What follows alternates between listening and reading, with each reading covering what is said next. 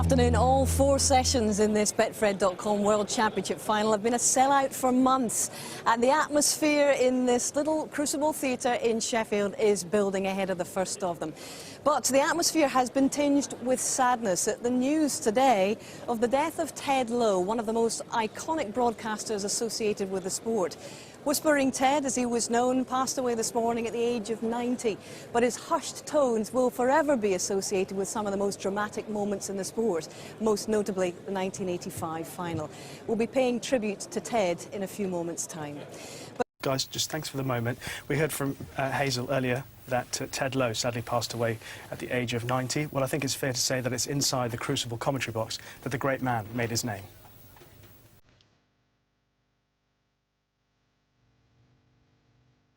They called him the Wonder Bairn of Scotland.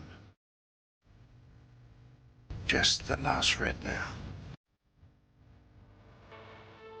And there is a rather sad picture. Stephen Hendry, world's #1 star. And what a miraculous performance by a 23-year-old boy from Scotland. With victory at 18 frames to 14 after 10 consecutive victories in frames. No. A fabulous picture of a very happy and popular man. Well, Dennis Taylor, that famous night in 1985, Ted Lowe very much part of it. Absolutely, and I'll always remember Ted's words throughout that. He used to call me the 36-year-old smiling Irishman. I will always remember Ted for that. And I was very fortunate to have been asked to commentate over 30 years ago. Someone had taken ill at the UK Championship, and they asked me would I go into the commentary box, and I was sitting next to the great man Ted Lowe, and he seen me through that session, told me when to speak, and he helped to launch my commentary career. And Stephen, your memories of Ted Lowe?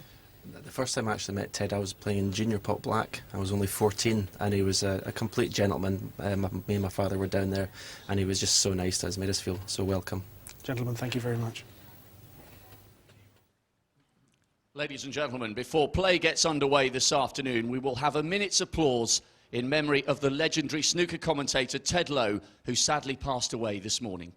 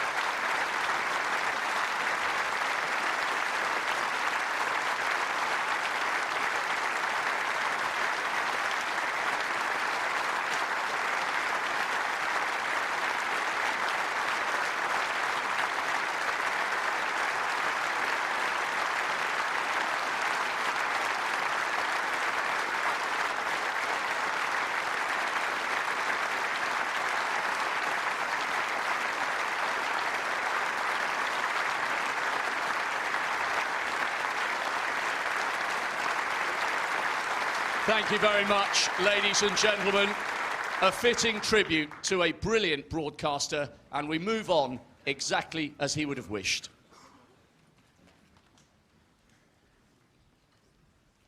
So this is... Now, if you're watching at the top of the programme, you'll have seen that we gave you the news of the sad death of Ted Lowe early this morning at the ripe old age of 90. He passed away this morning. And this is the man who was behind the microphone for 50 years, 20 years. He was the voice of snooker, and his gravelly and hushed tones informed some of the most dramatic moments in this sport.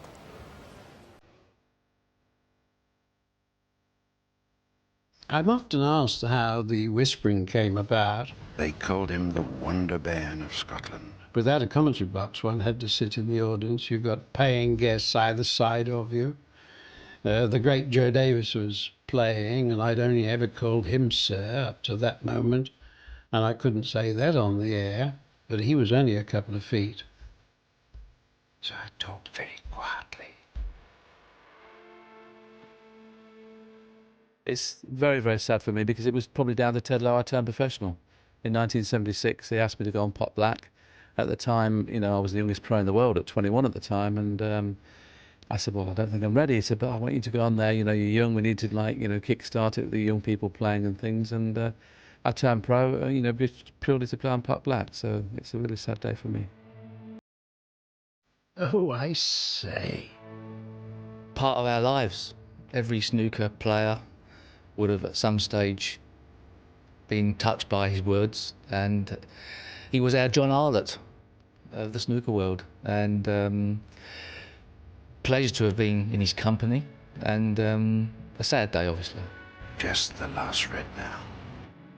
I think every sport needs a voice. You know, cricket had its John Arlott, Wimbledon had its Dan Maskell, we had Ted Lowe, and he just gave it that sort of presence. And I always remember when I was first asked to commentate, and after a couple of days, the producer, Nick Hunter at the time for the BBC, said, "How are you enjoying it?" I said, "Yeah, I'm really enjoying it." He said, "Well, you're doing really well, but just to let you know, we've already got one Ted Lowe." And I was doing it not like me. I was trying to do it like Ted Lowe because that was the standard he set. And it's just a sad day for the game, and what a time for it to happen when one of the most exciting finals we can remember for years, he's going to miss it.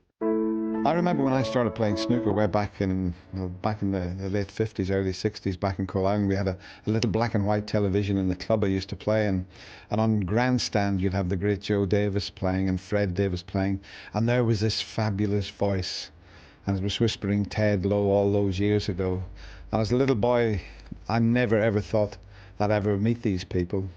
And then I finished up commentating with Ted Lowe, who for me had the best voice I think we've ever heard on television. Well, that can't possibly be. I don't believe that. Whispering Ted Lowe, you know, he was synonymous with snooker. And yeah, I think if he gave us anything, one word: class. No.